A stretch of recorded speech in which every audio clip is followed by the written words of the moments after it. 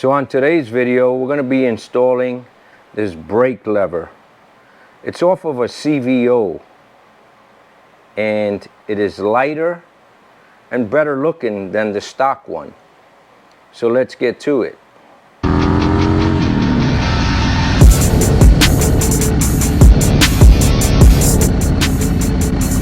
Hey there YouTube. On today's video, we're going to put a foot brake lever on my Electra Glide that I just picked up on eBay. It's off of a CVO, so check it out. So I'm not too happy with this current brake lever. After I upgraded the floorboards, that just looks so, I don't know, industrial. I don't know what to call it. It just looks so plain. So I picked up this brake lever here. Really good condition. Looks new actually. Picked it up on eBay for almost nothing. Now one of the things that I'm hoping is I want to be able to keep that foot pad, that brake pedal pad. I kind of like some things to be original, and today's bikes don't come with that any longer, so I'd like to keep that. So I'm going to show you the process. This should be a quick video. First thing we're going to do is remove the floorboard, and then it's my understanding I'm going to have to loosen the brake reservoir. Pull the brake pedal out, put the new one in, and we'll see how it goes. Sounds easy. Let's see how it goes.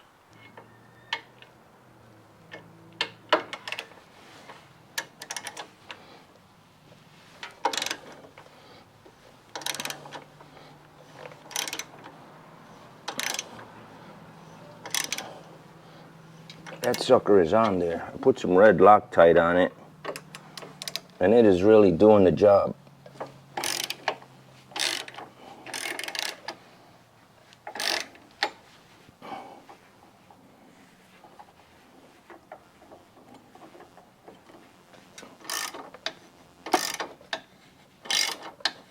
Oh, it's spinning. I forget. I would be there a year. Nope.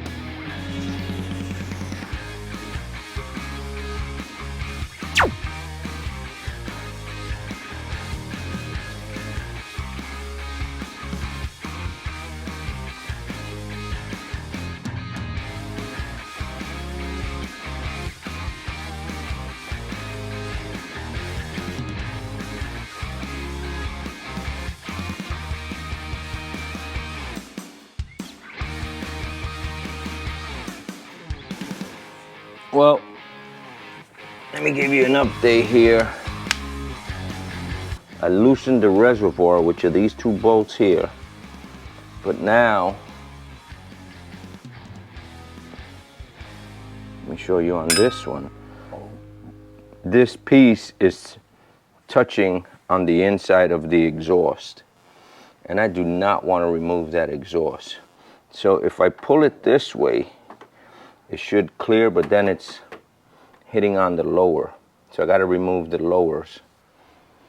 Take these off, and hopefully I can tilt that forward and pull it out that way. Trick was pulling this forward, the brake reservoir forward, and pulling this out. And thank God I don't have to remove the exhaust. That would have been a pain. So now I'm going to reverse everything. Take this little cotter pin off, put the new one, grease the shaft, and clean that up while I can, and then put everything back. The trick was getting the lowers off, so that was very helpful. Okay, so we have the brake lever in place. It was quite, I'd say, easy. I mean, it's probably a 45-minute job in total. I will say it looks a lot better than the stock one.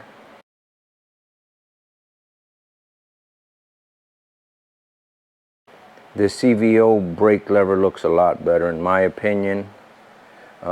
And it's quite significantly, I wouldn't say significantly, but it is a few ounces lighter. I had a friend stop by while I was putting it together, and he held both of them in his hand and confirmed what I was thinking, is that it is lighter because it's aluminum. So an ounce here, an ounce there adds up. I hope you guys enjoyed the video. This was a quick video to do. This is an easy project. Basically take the footboards off, release the brake reservoir. There's 2 bolts on that, and then finagle the arm out, the brake lever out.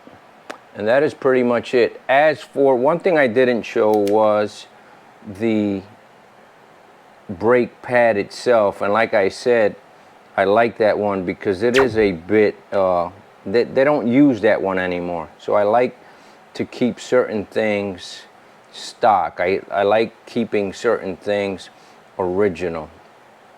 What I did was I used a screwdriver to get in between the rubber here, top and bottom, and with some WD-40 I sprayed it in there, and I pull this off. If you're gonna pull this off, I suggest, if you don't have a vise, because I put the old arm on a vise, that you pull it off from this position. Don't take it off, because now you have 2 things to try to pry apart. I don't know if that makes sense, but it's a lot easier if you take it off from this position, off of the old one. They sell a lot of different brake levers like this for the newer bikes. Thrash and Supply sells some that are adjustable, really nice. Some you can adjust that low so your toes don't have to move that high. You know, I've been thinking about that whole thing, and to be honest with you, to me this just comes second nature, to lift my foot up a little bit and press that brake. It doesn't bother me at all that it is a little bit higher. With the Thrash and Supply one, you can put it at about that height, which I would say is an advantage, but it's not a big deal for me. It really isn't. I like the look of the old brake pedal, and that is pretty much it. If you enjoyed this video, please give it a thumbs up. Please consider subscribing. I do a lot of tutorial videos. I do videos on touring, gear review, parts review. I mean, I have a few bikes. If this is your first video that you're watching, surrounded by bikes here, as you can see. There's 8 in all in this garage, and I'm always working on one or another. And bikes are bikes, you know. This Harley-Davidson has a brake pedal, and so does every other motorcycle in this garage. It doesn't matter if it's a Kawasaki or what. They all have a brake pedal. So All parts are similar. They're not the same, but they're similar. So anyhow, enough of that. Thanks for being here. You all take care. Watch out with the crazy people on the roads. And I will catch you on the next one. Adios.